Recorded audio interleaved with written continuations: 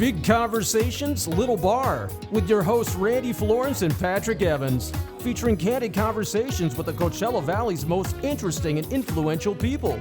Pull up a bar stool and enjoy Big Conversations, Little Bar. Welcome to another edition of Big Conversations, Little Bar. My name is Patrick Evans, and I'm joined by my co-host, Randy Florence. Hello, Patrick. Hello, Randy. We are back here at Skip Page's Little Bar, the center of the Coachella Valley universe, where all good things happen. Occasionally something bad happens, and Skip bounces you out of the joint. We haven't seen Skip recently, so we must be doing okay. We're all right. He hasn't 86'd us yet. What's that? Norway and Sweden. He's in Norway and Sweden. We're safe. He's split the atom also. He is going to be in both Norway and Sweden. And whatever it is, he won't hear it for another 12 hours. So. He's going to bring us back some fresh lox, some smoked salmon from Norway, I feel certain. Okay. Yeah. Well, this is starting off good. Yeah, it's great so far. We are delighted to... please, Randy, introduce our guest, because you invited Todd. You had him on your previous podcast, twice apparently. Nobody remembers it, but yes.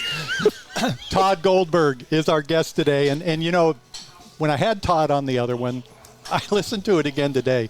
The introduction took like 9 minutes. And I think by the time I introduced you, you weren't really sure we were still on doing a show. Right. It sounds I mean, my biography is lengthy. But, you know, if you live long enough, you start to acquire accolades. And so then, like, the bad stuff drops off. Like, no one even mentions the years I spent in prison anymore. Well, we're not going to talk about that. That'll be episode 2. That'll be episode 2. New York Times best-selling author, Todd Goldberg. That's correct. And I'm banging on a book called The Low Desert, which is a collection of short stories set in and around Palm Springs. And the main theme that runs through these stories has to do with gangsters. You Correct. seem to be fixated. Well, I would say this about organized crime. My interest in organized crime comes from a pure place, which is that I'm fascinated by our capacity for violence, and I'm also fascinated by our capacity to celebrate people who have the capacity for violence. And so that goes back, you know, just from being a weak little kid and thinking, God, it'd be great to be a little bit stronger. But also because my mom, and we talked about this a bit on the old show that the gentleman here had. My mom liked to date gangsters. And so for my entire life, these dudes were sort of in and out of my life. And so I became sort of interested in these guys from a young age. But I am interested in structures of crime. And so, you know, the Coachella Valley is built on it. The Coachella Valley and Las Vegas were built by the same people. You know, the difference is that Nevada got gambling and the Coachella Valley got golf. And the Salton Sea. And the Salton Sea. You mentioned in the previous podcast that some guy did with you, it took you a while to figure out why your mom was so well dressed.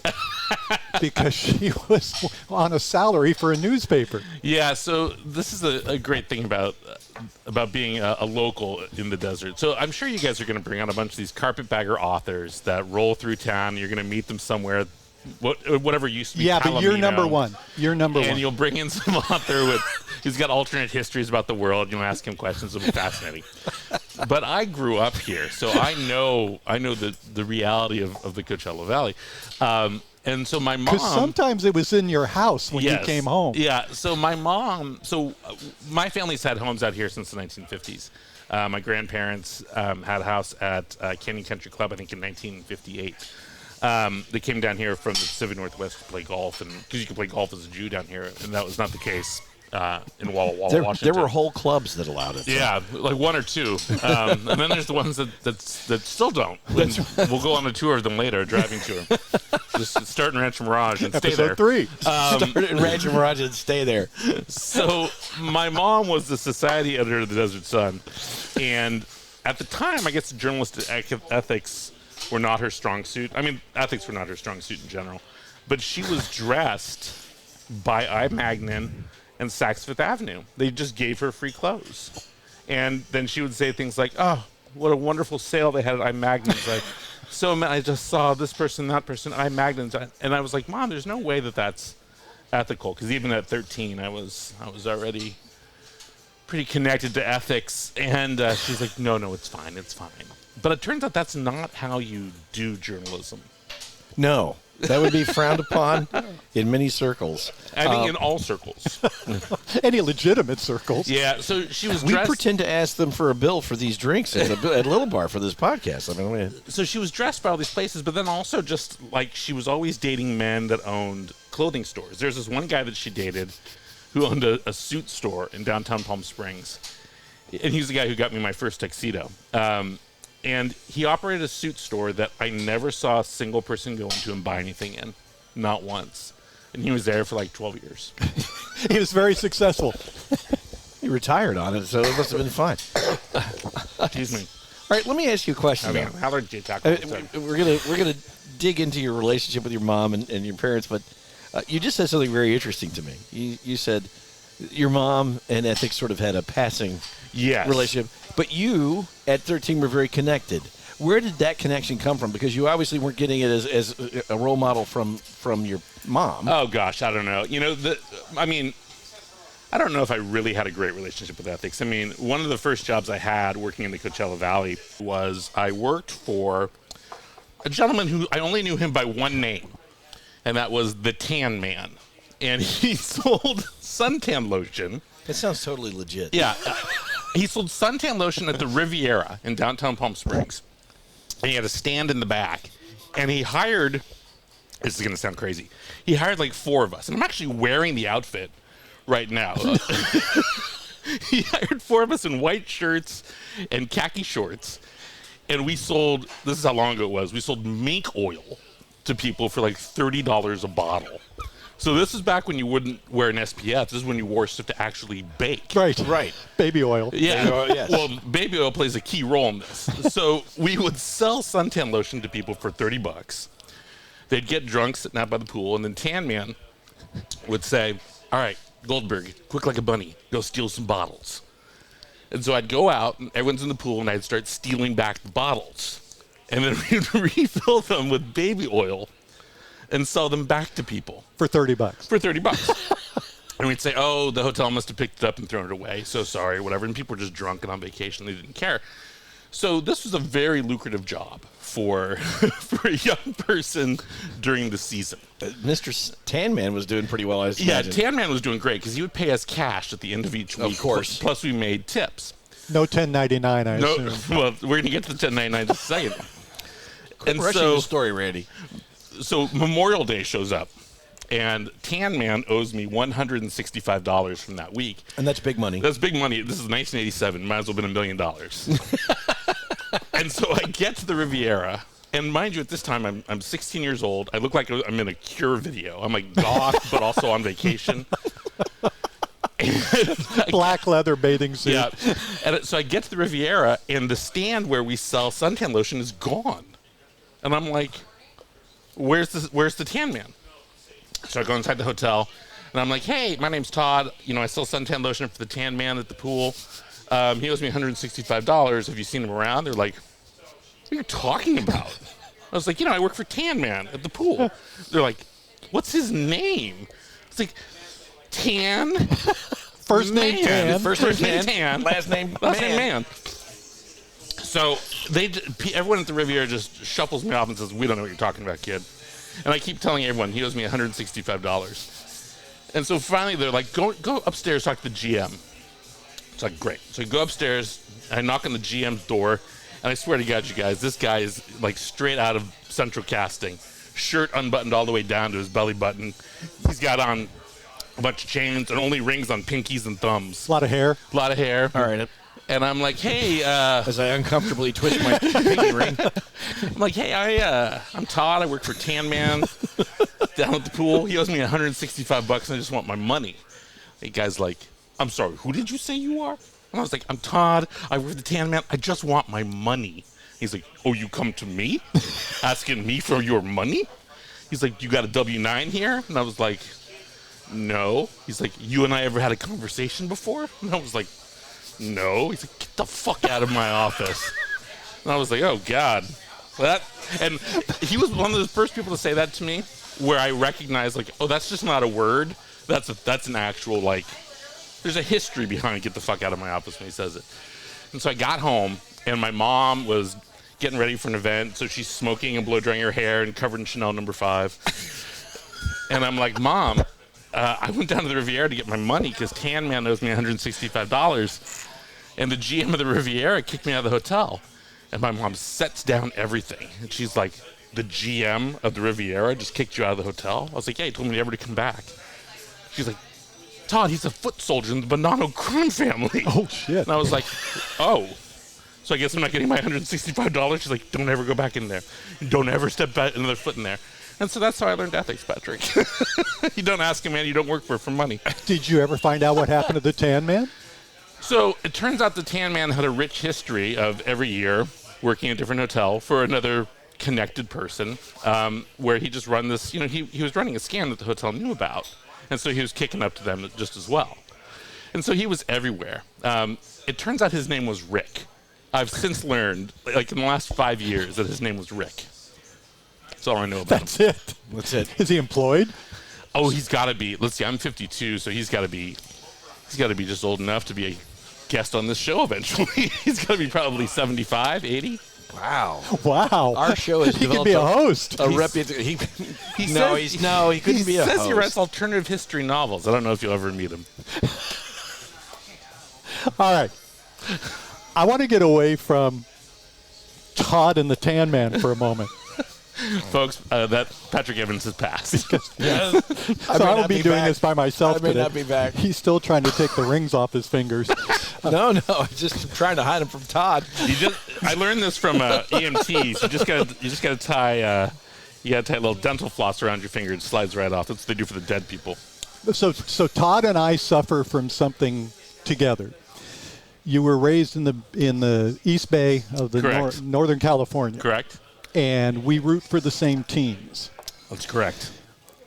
You guys have not lived until you have gone onto a Facebook baseball page and watched people whose entire life is just talking about what Joe DiMaggio meant to them on a Tuesday afternoon in 1953. It's true. And Todd shows up. There's not many baseball comments, but there's a lot of comments afterwards. Talk to us a little bit about why you find being a baseball troll so enjoyable. Well, so the important thing here, Randy, is it's not just baseball. It's true. So I am a troll in 3 very specific places. Okay. I'm liking this already. I am a troll in Facebook baseball pages. Okay. I'm a troll on my next door. Oh, absolutely. And I'm a troll in the Palm Springs neighborhood group on Facebook. And all 3, I do the exact same thing, which is I try to amuse myself as much as possible by being benign and stupid without being offensive, and also just saying things that I believe are true that I know run counter to the popular opinion. So in the baseball groups, it's this very strange thing. Everyone in these baseball groups must have seen Babe Ruth play in person because all they want to do is talk about Babe Ruth. And I always say the same thing, and it always gets me in trouble in these baseball groups. I'll say, if Babe Ruth were alive today, he wouldn't get out of Double-A. And 500 people will comment, and I'll say, look, he'd be 136 years old. There's no way he'd reach the major leagues. And, everyone goes crazy. Or I say things like, if Babe Ruth were alive today, he'd be dead from diabetes. And, they go crazy. They just go nuts. And it's, dead from diabetes. These baseball groups are filled with, like, it's a unique fringe of people, and I love baseball, who love baseball, and then just like racists who've been kicked out of every other group, and they're like, well, I can still be a racist in the baseball group, and I take no truck with that. And so invariably it's always like Babe Ruth would rip off Ohtani's head and shit down his throat if he saw him, and it's always just, jingoism, and so I take great pains to mock these people, which is great fun. So there's that. In the Palm Springs neighborhood group, so, folks, if you're listening outside of the Coachella Valley, and I don't know why you would be.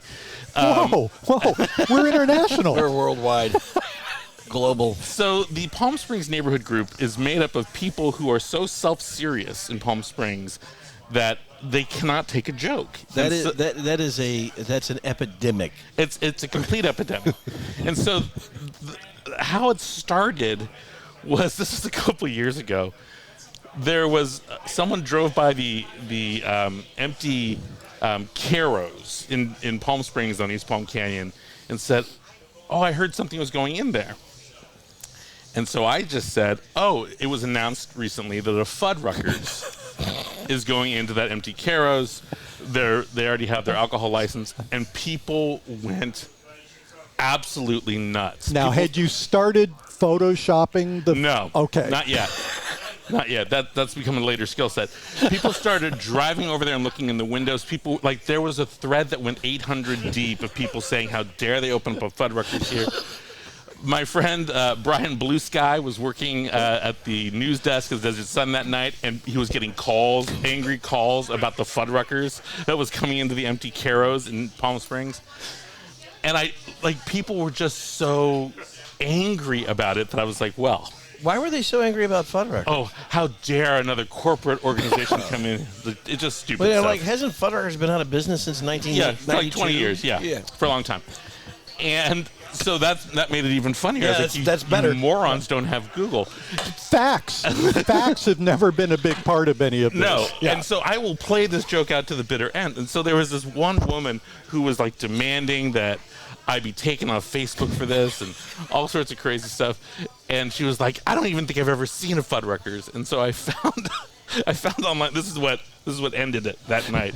I found on the internet like a puzzle that you could put together for a 3D Fuddruckers, like, you know, that of cards that you could put together. And I was like, "I believe you're looking for this." And that was it. "Yeah, you're a terrible person. I know where you work. I'm calling your boss." I was like, "Oh, you're going to call Gavin Newsom?" Like, and so subsequent to that, because it was so funny to me, I've just continued doing it. And sometimes they let me, and sometimes the moderators don't let me. Well, I do want to say this. Gavin Newsom would like to be president. And if he got enough complaint calls about it, he might fire him. Yeah, that's a good point. Just to That's a good appease. point. Just to appease. I'm not so sure that there's not a future as a marketing position for Fuddruckers. Yeah. For me, for sure. Yeah. Well, and recently, Every abandoned restaurant could become a Fuddruckers under the Todd Goldberg going. reign. the last thing that I did was I just decided one morning, I'm going to put a Dave & Buster's in downtown Palm Springs on an empty plot of land. And I photoshopped an under construction Dave & Buster's, and I put it on that empty lot. Actually, it's next to Melvin's. In front of all those homes. And it was like, construction's coming along great, and people lost their minds. "Oh, we've never seen this." The light ordinances, like, people just lost their minds. They're showing up at city council meetings. It's almost as if they proposed an In-N-Out for Rancho Mirage. Right. I love. Oh, wait a minute. I loved that what In-N-Out did was like, "Oh, well, we're not going to do it," and then it's like, "Oh, it's summer. You're all gone. Yeah, we're doing it." Now that's some gangster shit right there. Yeah, we're not going to build an In-N-Out. No. "Oh, you're gone. We're doing it." Loved it. I was a longtime resident of Rancho Mirage. So you never golfed. As an Italian, I was not asked to fill out many foursomes. But I took a piece of all the action that was going on at all the clubs. But, now I live in Cathedral City, and so I can say what I want about Rancho Mirage. Right. No, but I eat at the In-N-Out in Rancho Mirage all the time. Just like to go to that drive-thru. It's a very good drive-thru. It's better than La Quinta. It's better than Bermuda Dunes. There's one right by the station. The line's always really long. It's much better in Rancho Mirage. And I tell people, I post, like, the burger just tastes better here in Rancho Mirage. It does. It's true. Todd is also responsible for letting a lot of people outside the Valley know what's going on in the Valley. You were asked to write a story a couple of weeks ago, I think by the New York Times, about the heat. Oh, no, that was in Palm Springs Live. Oh, well, some organization. Palm Springs Live for New York Times. Facts. Maybe it got Some picked people up by don't- the New York Times. Maybe. Some people don't have Google. Yeah, so About the heat. Yeah, so the Desert Sun, they actually asked me this, it was about 2 months ago, the new editor of the not Desert Sun, the Palm Springs Live, said, "Hey, would you write an essay about the heat?" And I was like, you know what, this is the point at which I've made it. I'm literally being asked to be given money to talk about the weather, which, And more than he makes. I finally understood. That's not hard to do. Because you said more than it's hot. I did say more than it's hot. So I wrote an essay for Palm Springs Live about actually my love of the desert. Would you like to co-host a podcast? Well, I've done that for some time. We'll talk about that too. So Palm Springs Life had me write an essay, and actually the cool thing is they asked me to write it, and I had just done a very fun thing, which was I'd gone on a ride-along with a Joshua Tree Park ranger, and she took me out to these crazy places. I'd say some of them on the radio, but I don't actually want anyone hiking out there. I actually edited something in the story so no one would go to this place where we went. But there's this place that I'd only heard a rumor of. Nobody listens to this podcast. You can tell us. We'll just say it. There's this place way out in the middle of the desert that I'd only heard rumors of, where there were old cars that had washed away in a flood at the turn of the 20th century. Or not the turn, like 1930s. I'd only ever heard sort of talk of it. I never knew where it was. And so she took me out there, and it is way out there. Like, you're halfway to Rhode Island when you're there. And there's, like, Studebakers and old Cadillacs and stuff in this desert wash that had been swept away, you know, literally 100 years ago. But she had walked me out there, and I'm a middle-aged, portly Jewish person with a dairy allergy so profound that about 5 seconds ago we had to stop the show because I thought I was going to throw up on the table. And we were, you wouldn't be the first guest, by the way. And we're walking through the desert, and we're having this great conversation, and it was about 80 degrees, and I thought, I'm going to die out here if I keep walking with this crazy person with a gun to see this. Like, it's really hot out. And I suddenly realized, like, how it is that German tourists always end up dead in Joshua Tree, like, in April. You're like, oh, they should have brought a bottle of water with them. Or two. A couple, yeah. And so I ended up writing a little bit about that in Palm Springs Life. And actually, that essay has been very popular online. I've been hearing from a lot of folks from all over the world, in fact, about it. New York Times probably called you on it. Yeah, the New York Times wanted to know, like, is there a way they could co-opt the Pulitzer nomination for me, you know, from Palm Springs Life? But, you know, growing up in the desert and living here now, you know, the heat is something that obviously is a persistent part of all of our lives. And people just don't understand that, you know, if you come here and you're unprepared, the desert wants to kill you. The desert is an always unfriendly wins. place. It is not a friendly place. And I'm always, one of my other jobs in life, in addition to high fashion Jewish model, is I direct a very large graduate school for the University of California. And I bring out 100 grad students to the Coachella Valley twice a year. And they're all writers. And so they get this notion like, oh, I want to go out to Joshua Tree and experience the Joshua Tree and write a poem about it. And I'm like, do it in December. Like, and then even in December, don't do it because you're going to freeze to death. And no one really understands, like, you know, the air conditioning and the water and the concerts and the bars and the clubs. We know how to live inside here.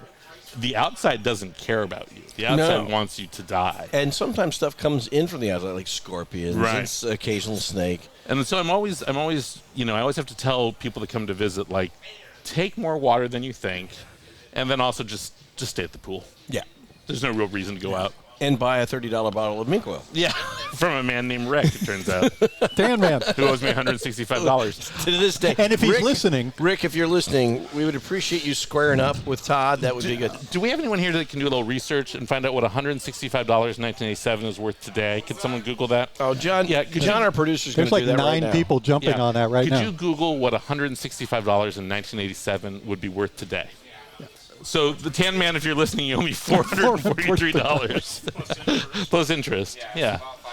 All right. Yeah, plus interest. Meet me at the Little Bar, you son of a bitch. Just not in the next half hour. It's going down. Don't bring dairy with you. So as I'm reading this book, and I mentioned this to you in the first time I interviewed you, where did this mind come from? I mean, this is pretty intense stuff you're describing. Somebody being decapitated as they sit in a grave that they're digging. Yes, that does happen. You came from a family of, it appears, real overachievers. A lot of successful people. Maybe we're just smart. But you've also talked about the fact that, honestly, you felt like your parents were kind of screwed up. Right. Was this survival? Where did this all come from? So my love of crime and crime fiction, and so, you know, it's important to note that I'm not the only one in my family that's like this. So my brother Lee is also a big-time famous novelist and has written 40 crime novels of his own and made a bunch of TV shows where people die. My uncle writes true crime books. My wife has a very active imagination at Sprouts, where she'd like to kill just about every single person at Sprouts. That'd be a great book. Sprouts. She would like to go into Sprouts and just be like, each and every one of you must die. So my parents for sure were difficult people. My mom, who I mentioned before, she was the society columnist out here. My dad was a TV newsman in the Bay Area in the Pacific Northwest. He was an anchorman and then later on a station manager. And people know if you work in local network news, you're fucked up. Oh, Jesus. I can't disagree. I would like to disagree at this point, but I cannot disagree. I keep forgetting that Patrick is here. God damn it. Sort of like Randy. Don't start talking about chamber CEOs, or we're going to have a problem. So my dad... you were buried there long enough to qualify for that. So my dad was on the news up in the Bay Area, and this is important because at the time in the Bay Area... KPIX. He was at KPIX, and he was at KTVU. At that time in the Bay Area, there were actually like 12 serial murderers operating at that same time. Yeah. We led the country at one point. And so we had You must be proud.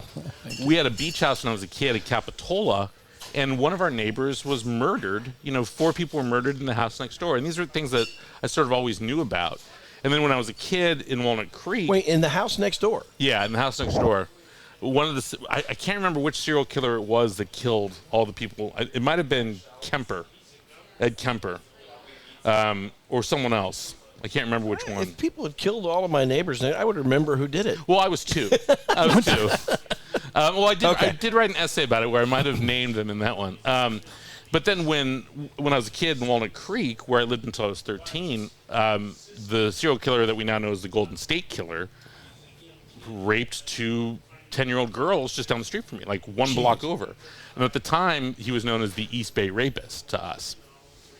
So this was happening all around me growing up. And your dad was covering it all. My mom was covering some of it. My dad was already gone at that point, but my mom at the time was working at the Contra Costa Times, and they were leading all of the, and the Oakland Tribune, they were leading all the coverage of that stuff. And so it was a real part of our lives. Yeah, you were kind of immersed in it. Yeah. And so, like, at night, my mom would say, lock the front door so the East Bay Rapist doesn't break in. It's like, oh, that's a normal thing to tell to a 7-year-old or whatever. It's like... But also at the same time, like, this is when Steven Stainer was abducted. And then when Steven Stainer showed back up. And for those of you that don't remember Steven Stainer by name, they made a terrible TV movie called All I Know Is My Name Is Steven, where Steven comes back. And then, of course, Steven Stainer's brother became a serial killer, which is a crazy story, Cary Stainer.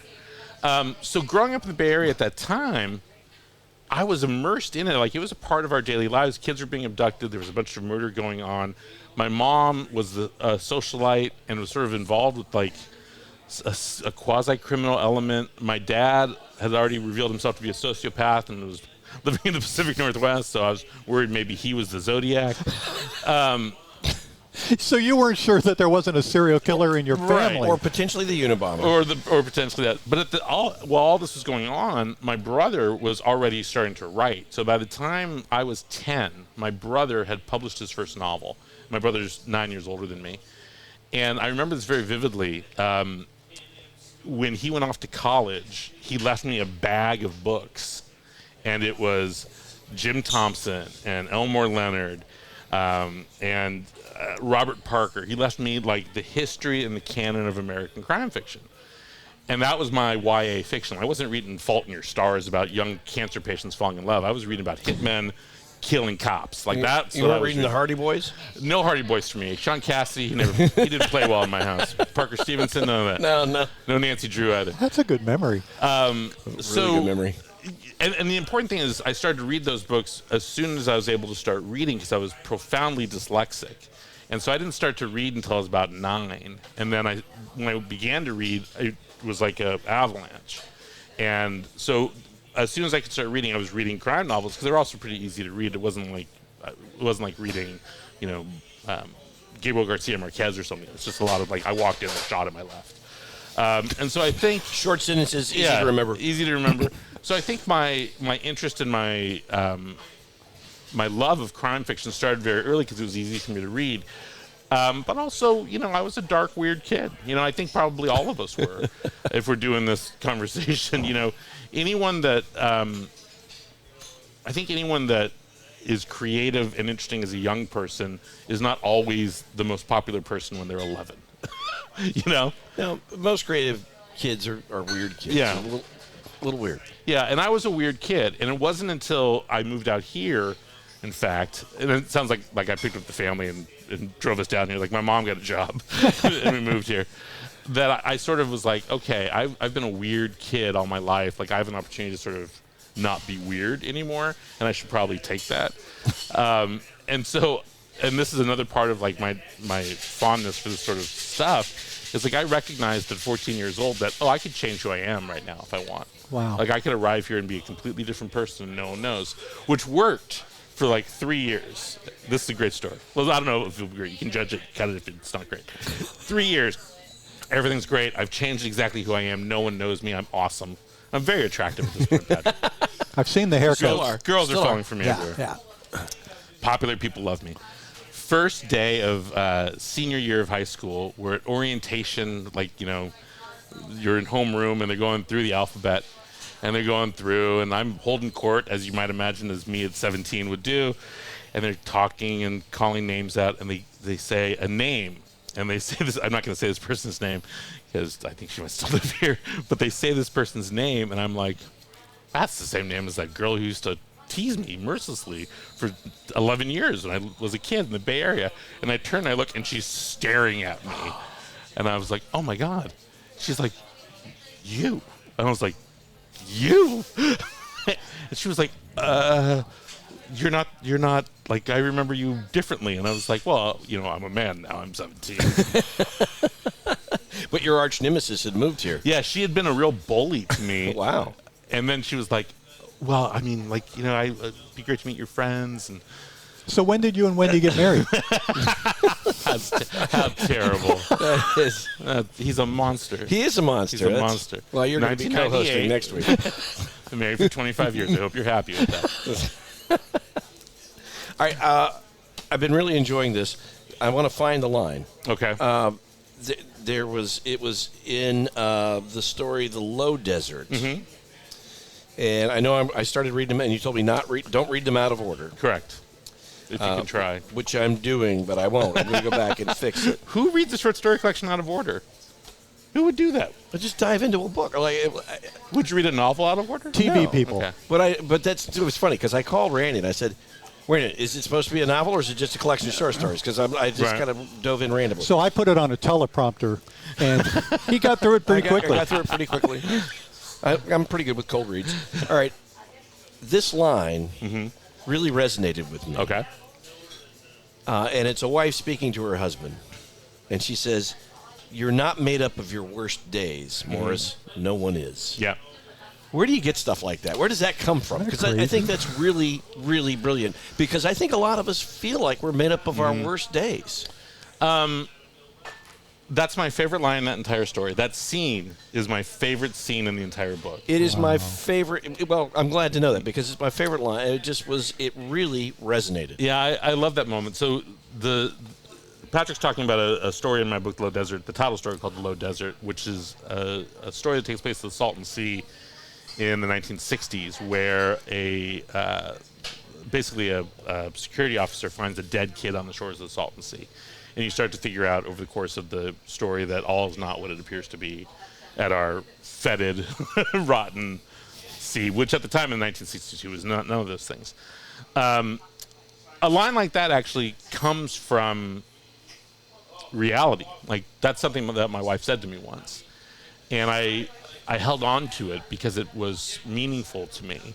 I was, I think it was probably 15 or 20 years ago at this point. And it was, actually, it's less than that, because it was after my mom had died, and this was before I'd written the book Gangsterland, which is the precipice for all of these stories. And I was going through a difficult time, and I'd gone into therapy for the first time in my life, but probably later than I should have. And I was sort of reckoning with, the mistakes I had made as a younger person and the anger I held towards my parents, which we've obviously talked about here today, and so I expect to give each of you a $30 copay. Yes. But also just about, useless petty things, about my career and things like that. And I was often ruled in my mind at night by, reliving being a bad person. Because I think sometimes I had been a bad person when I was younger. And I just remember Wendy saying to me, you're not a compendium of your worst days. You're misjudging the quality of your life. And it was one of those moments where it's like, what a simple sentence to say to someone, right? But it was one of those moments whereas at the time I was 40, I think, it was like, right, I don't have to choose to be this person. I can be someone else entirely. I can choose to be happy with my life. And it was just a really sort of important moment. And when I put it in the story, I said to Wendy, like, hey, I'm going to put that thing you said to me in the story. And she was like, all right, cool. And then she was like, well, you didn't tell me you were putting me in the story, too, because the wife character has a more than a passing resemblance to my lovely wife. Uh-huh. Well, to me, it was kind of the linchpin of the story. I mean, it's a folks. You need to get the book, The Low Desert. The stories are terrific. You write with this tremendous sense of realism. When you read your stories, you feel what the characters are doing. It's almost tactile. So tell me a little bit about how you developed that style as a writer, because it's really terrific and it's fun to read because you feel the stories. Well, thank you. I appreciate that. I'm a big eavesdropper, and so I like to listen to people talk, and I like to listen to the rhythms of speech. You talk about going to Walmart. Well, not Walmart. I'm a Target guy. A Target guy, to listen to people talking. I like to listen to people talk, and I like to talk to strangers because people will reveal things about themselves. And you learn stuff just by the rhythms of their speaking. And so whenever I'm writing dialogue, I'm not trying to convey information as much as I'm trying to convey logic. And I think you learn a lot about a person when you begin to understand their logic. And so I try to write dialogue that reflects not just who that person is in that moment, but an entire history that's led up to that moment. And that's what conveying logic does, and that's why hopefully the dialogue seems realistic. Yeah. But also it's sort of the kinds of stories that I write. I mean, there are some stories in the book. There's one story that's sort of surreal called Goon Number 4, which actually takes place at College of the Desert, and which I'm literally in the middle of developing as a TV show right now. Really? Yeah. Like literally, I ate the salad that made me sick before I got here, and I had been working on the script with my co-writer. Before I got here for an adaptation of it. But anyway, that's a longer story.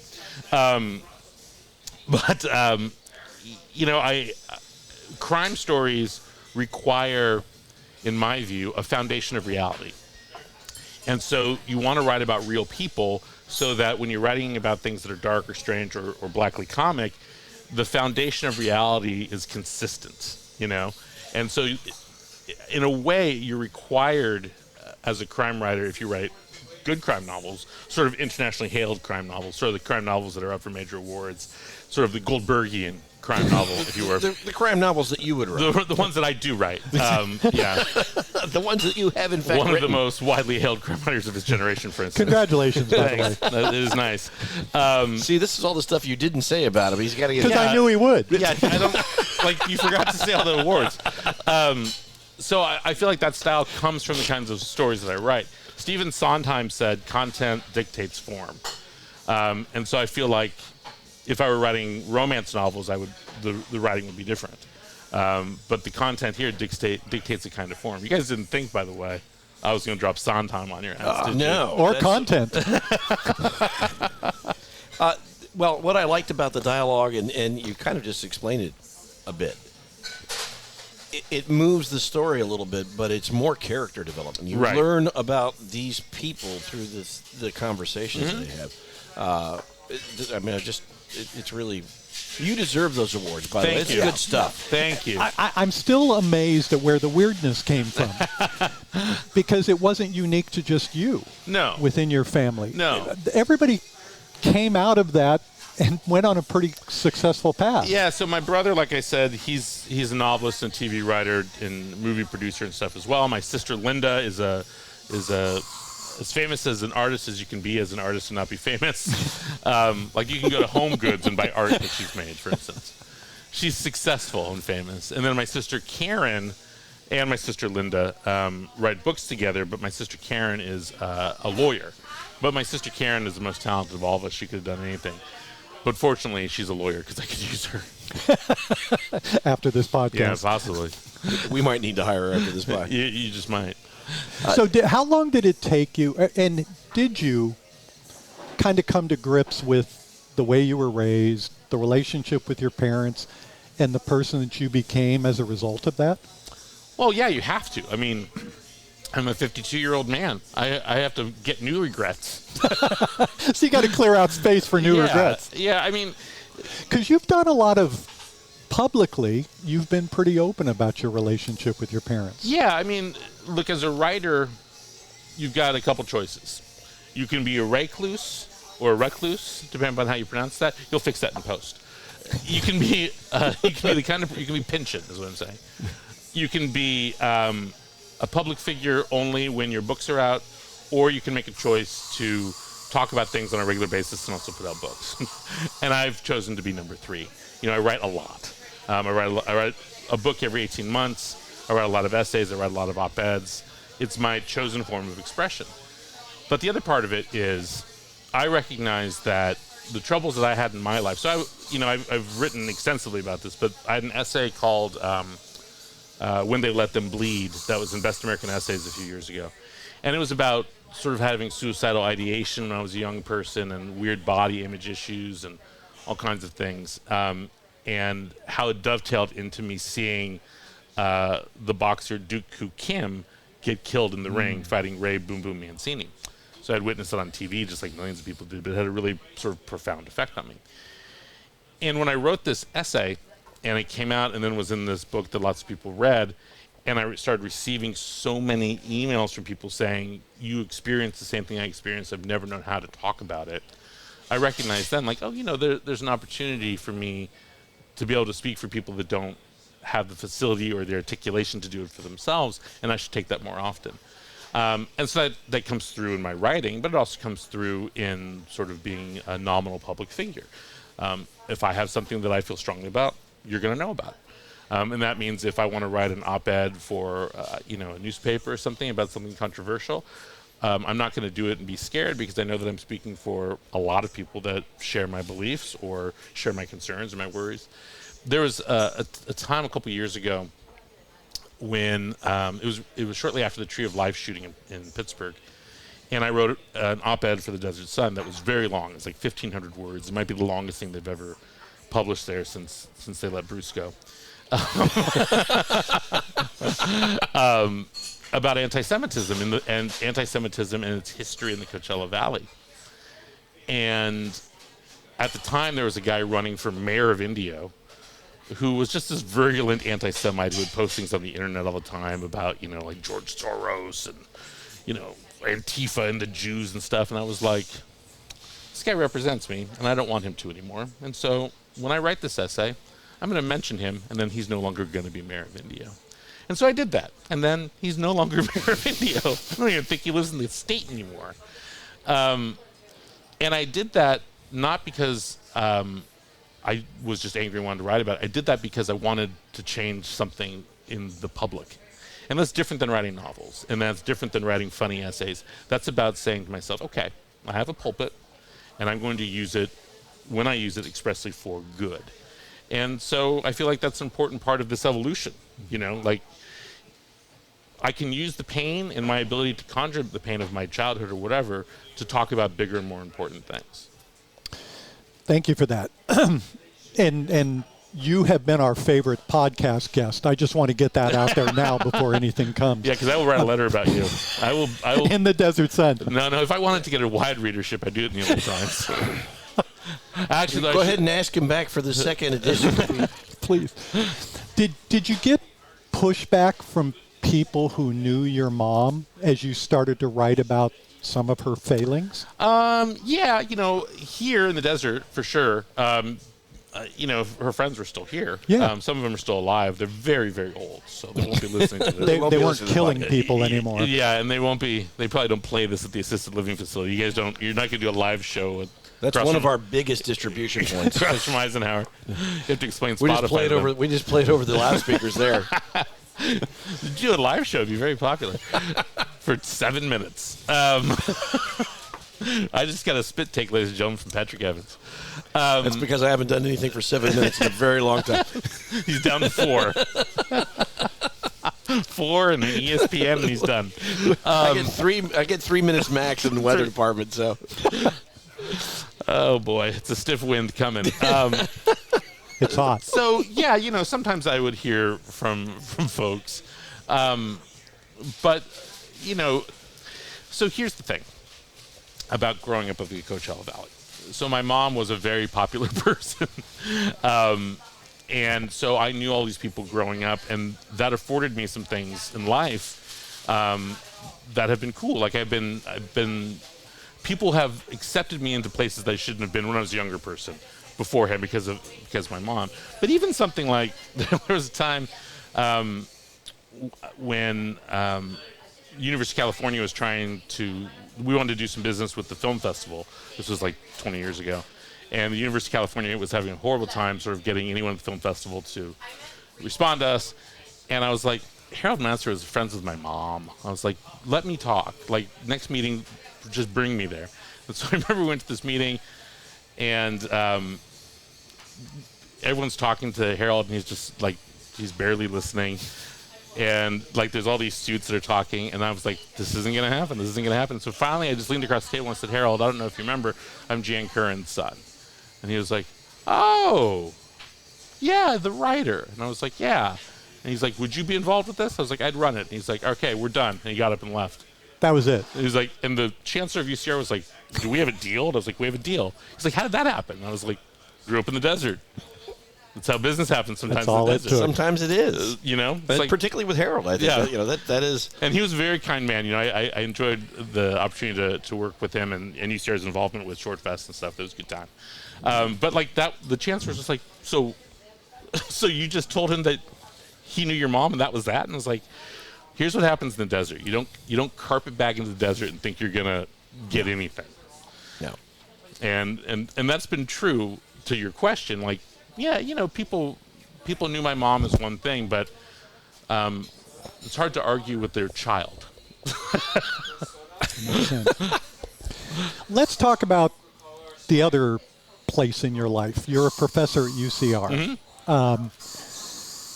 And you're teaching people or helping them learn how to become better writers. Correct. How difficult is it? You're not trying to turn everybody into the type of writer that you are. No, God, no. So how You difficult really is it have I mean, like, the assignment is to help them find their voice. Right. Well, I have the benefit of having extraordinarily talented students. So, running a graduate school at the University of California, it's not like running a graduate school at, what's a bad school? Let's pick one. Where'd you go? Fresno City College? Yeah, it's not It's not like that at all. It's not like running a MFA program at Fresno City College. So, we're going to get really great applicants. And I select all the students. And so I'm selecting 15 students every time, so 30 new students every year that I know are talented and that I know that I can help. I think, and I speak of myself in a plural here, because in fact, of course, I have professors that work for me. I've got 15 amazing writers that work for me that are professors. But we share a philosophy, and that philosophy is you're not coming to graduate school to be the most well-read barista at Starbucks. You're coming to this graduate school to sell your book, get on a TV show, sell your movie. You are coming to be a professional writer. And that's what separates this MFA program from other MFA programs. Most MFA programs seem like an esoteric pursuit, because it is, because they don't teach you how to publish. They don't critique you toward publication. They critique you toward being the best in that room right there. I don't care about that. I think that's a dumb way to teach creative writing. I teach creative writing so that you can compete in the marketplace, so you can sell your work. So you balance the artistry with the real world, practicality with of, the practicality of selling this Yep. stuff. And so, for instance, so we've been very successful. So the program is 15 years old this fall. So the great thing is, when the program started, so when I founded this program, there was an MBA program that started at the same time. And they started the MFA, just sort of like, well, we're doing this business school, we better do something for the poets or whatever. And it was a complete and total afterthought, the MFA program, which I took profound umbrage with. Well, I encourage you to go look for that MBA program at UC Arlington. It ain't there. It's been gone for about 14 years, whereas we're entering 15 years, and 75% of our students publish or produce within 2 years of graduation. So wow. Hugely successful. Best-selling authors, filmmakers, everything. And you're correct, Patrick, is the balancing of the art and the commerce for sure, but it's also about being realistic with a student. And so I, as a book critic, in addition to everything else that I do, so I've been a book critic I was a book critic for USA Today for like last 5 years, LA Times, all sorts of places. I can look at a book and know pretty quickly, like, no, that's not going to work, and why. And so I can say to a student 45 pages into their book, hey, that light at the end of the tunnel, that's not just a train. It's a train hauling nuclear waste, and it's barreling towards you. It's not a light. And so I'm not going to let you write 500 pages of a novel that's not going to sell. I mean, I'll let you write it if you want to do it. Go ahead. But I'm going to give you the skills to make it better, or to make the key changes. And I think that sort of honesty is what's missing in arts education in general. Now, the other side of it is I have the benefit of having students that are a little bit older. Average age of my students is 39 years old. Wow. So I'm not dealing with 23-year-olds every day. Right. Dealing with 23-year-olds is an entirely different animal. A 39-year-old coming to an MFA program spending a lot of money, tuition's not inexpensive. And they know how to write more than 140 characters. Right. They also are here because they're ready to change their lives. And I'm ready to help them get there. But I don't have kids. I just have a disposable income and a dairy allergy. But having you take the good with the bad. I'm available for adoption, by the way. Having had in those 15 years, we've graduated 500 students from the program. I know every single one of those students personally. I know their families. It's been the most fulfilling and important part of my professional life outside of writing the books, because I get to help someone achieve the thing that that seemingly was not easy, but easier for me than I think a lot of people. I mean, I published my first book when I was 29. Wow. But it's funny, you guys. I'm going to turn the tables. I was just having this conversation the other day. At what point did you feel like you had made it? Or do you still feel like you haven't made it yet? Like, do you feel like you've made it, Patrick? No. There are many people in my life who will tell me that's true. I have not. No, I don't. I mean, I don't know what my goal was to begin with, and maybe that's just poor planning on my to the degree that I feel like I've had success in my career. Right. I've held a steady job. Right. Which is pretty good. Right. Did I accomplish the goals that I set for myself when I was 14? No. Right. Well, Jared Jeter was ahead of you in the farm system, so they were never athletic goals. That was not the cards I was dealt. No. You and I could start our own athletic team. Middle-aged men with no talent, but good voices. Good voices and bad legs. We were really funny at the 19th hole. That's where we're gonna. Randy keeps inviting me to play golf, and then he tells me like, "Oh, I shot a 77." I'm like, "I'm not going to play with you." Yeah, but you didn't ask me how many holes I played. Now, Randy, you've retired already, so did you feel like you made it? No. I've been very public about this. I spent 39 years in a career. I could never figure out how I got into it. Right. Did you ever like what you did, Randy? Not that I want to focus on our guest. Right. Yeah, let's talk about me for a few But minutes. did you like what you did? I mean, all this has a purpose. No, you never. I found parts of it that I liked. Right. And that's what kept me coming back every day. Right. Yeah, but the career itself was not something that I got into. To your point, if I had said to myself at an early age, my goal in life is to be happy. Right.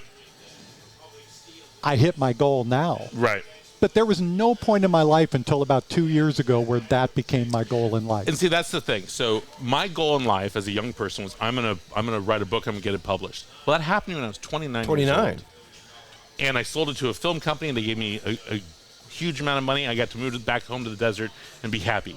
Well, of course I wasn't happy. You know, everything, life still has to happen. But from the outside point of view, right now, if I look at my career, I've published 16 books. I haven't received a bad review in 15 years. I have a good living. I can go on to Amazon later. Yeah, I mean, not from people I care about. He's about the right or that one. are still living. But, you know, like I started a graduate school at the University of California. I've played a pivotal role in getting other people's dreams made. But I don't think I've never felt like I've made it necessarily, because there's always some sort of other artistic goal or other thing that's just out of reach. But, you know, it's one of those things I start to think about now. It's like, well, I've actually, like, as a writer, you know, I've achieved all the pretty big things. And so maybe making it is just feeling satisfied, right? Satisfied with yourself as a human, satisfied with yourself as a man or as a woman or whatever. Isn't there something to be said, though, for the human condition where, as successful as you are, you're still hungry for maybe that next thing? And that's what kind of keeps us going. I know Randy's given up on that, but I think you and I are still in the game. Yeah, I mean, but I suppose it just depends on, like, what the next thing is. You know, would I like to sell more books? Yeah, I'd like to sell more books. Sure. You know, would I like to have my own TV show? Yeah, I'd like to have my own TV show, but I don't want to work on it.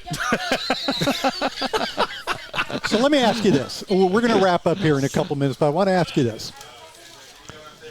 You wrote a book called Where You Lived. Is it a book? Oh, that was just an ebook special they had. Ebook special. Yeah. And your brother Lee wrote, 2011, please buy it so he doesn't have to pimp out his wife on the mean streets of India. Jesus Christ. Where did he say that? Has everything worked out okay? Yeah, everything's fine. Jesus. Where did he write that? It was somewhere. Good Lord. Now you get to have a conversation with Lee later. I won't. Wendy will. But you've not had to pimp out Wendy. No. No. Jesus. Let's just make that clear. Good Lord. Well, this took a turn. Remember, Wendy has the access to the same lawyers he does. So Yeah, my God. Thanks, Randy. So you've been successful. Yeah, I guess so. Yeah, so Where You Lived was this little three short story special that we did on Amazon for 3 short stories.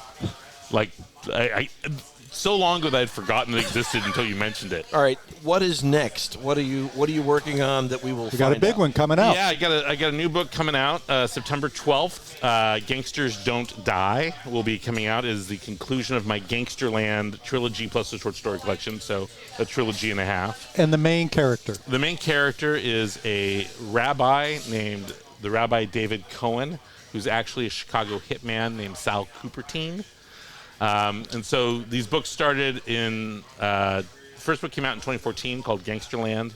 Sequel was called Gangster Nation, came out in 2017.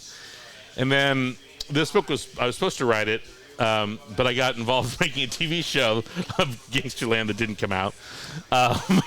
Maybe that's why I don't want to work on it anymore. Spent 3 years doing it. I wrote the short story collection, which is all in the same universe, The Low Desert, which Patrick is reading out of order, much to my chagrin. I'll fix it. I promise. Yeah, I'm going to go home and fix it. There will be a test. And so Gangsters Don't Die is the conclusion of the Sal Cupertine, Rabbi David Cohen storyline. There will be no more stories about Sal? I don't believe so. I'm writing the next book that I write takes place at the Salton Sea, and it's the story that's the title story of The Low Desert. So it's about this sheriff at the Salton Sea. Well, I will tell you, because when I read that short story, I felt like I had read an excerpt from a novel that I really wanted to finish. Yeah. And I was like, I turned the page and I was like, this is a totally different story. Like, where does that guy go?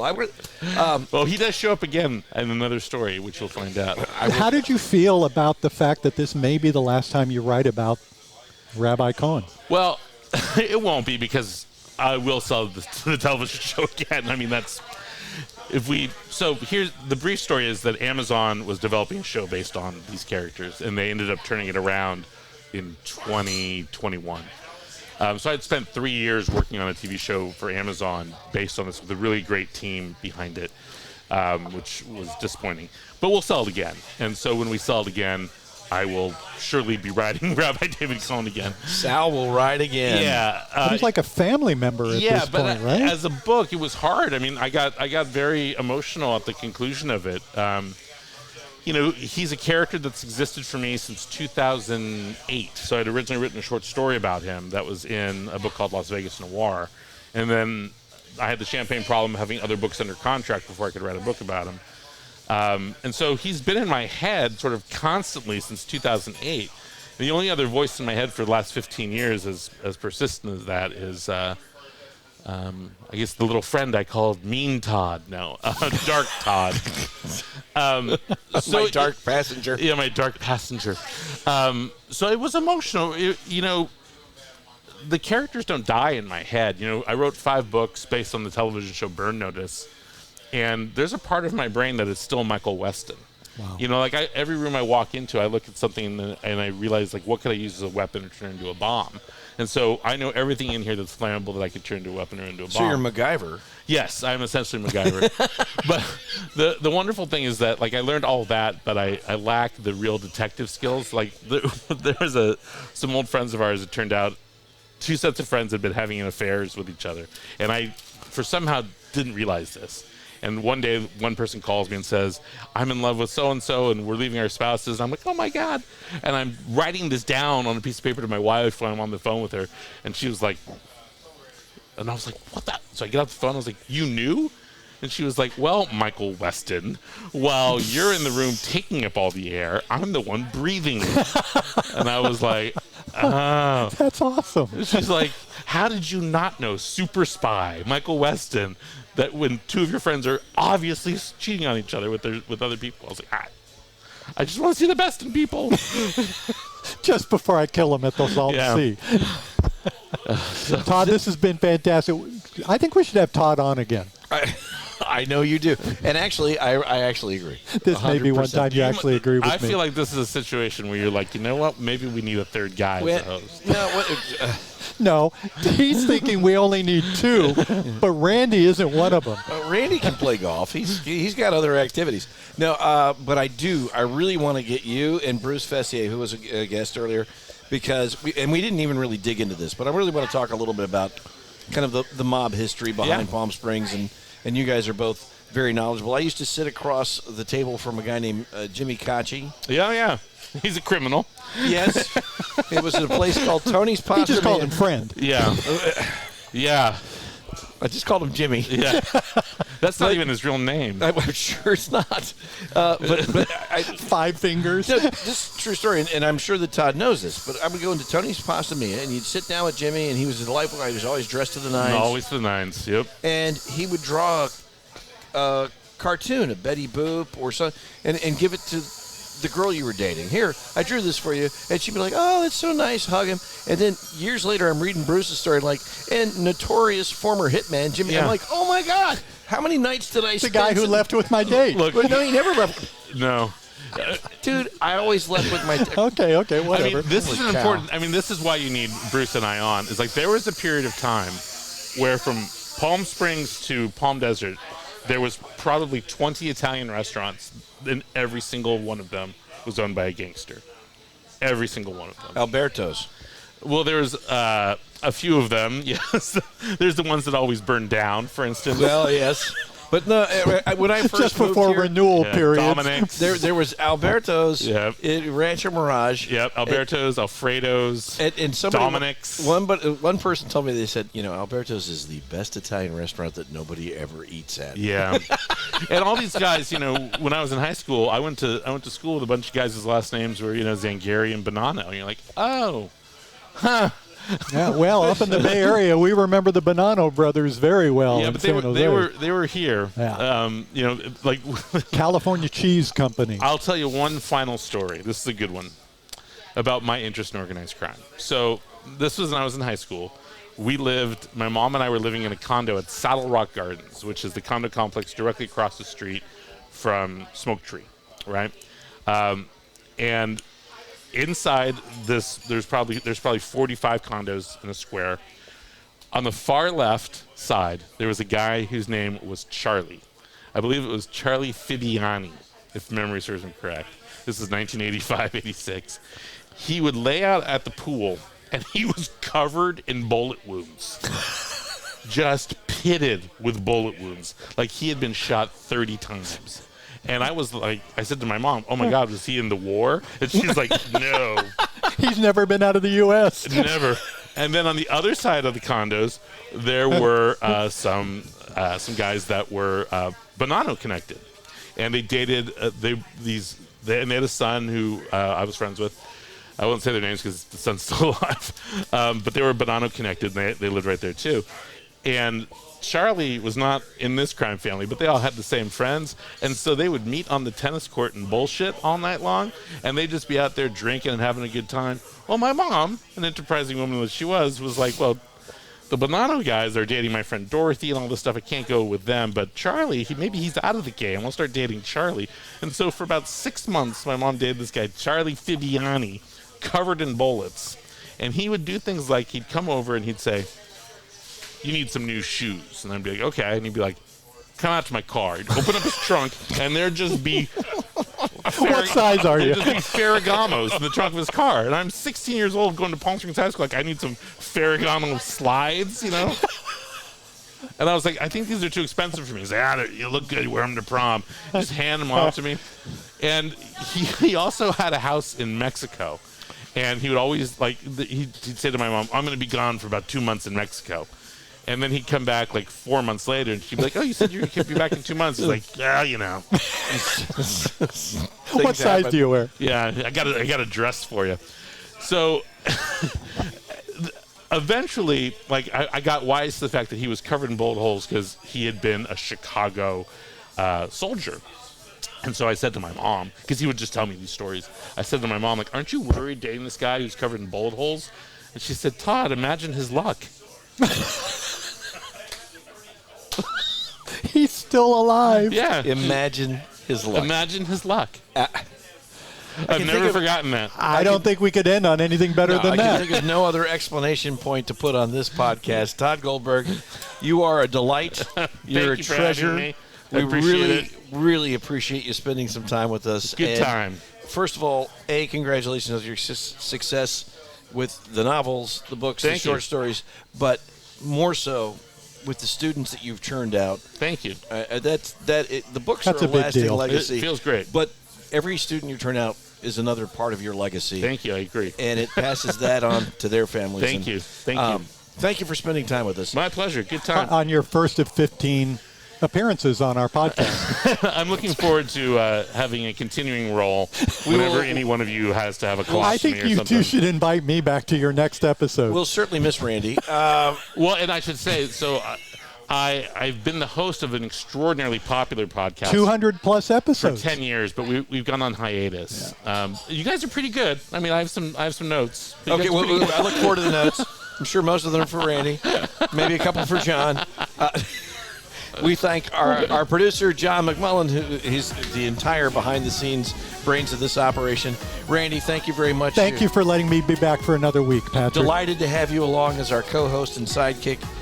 You are, no doubt, the Robin to John McMullen's Batman. Or no, he's Alfred. Todd, thank you very much. You're listening to Big Conversations, Little Bar. You can find it on your favorite podcast platform. If you're listening, you already have. Thanks for joining us. Thanks for listening to Big Conversations Little Bar. Join Randy and Patrick next time as we keep the conversation going right here on Big Conversations Little Bar.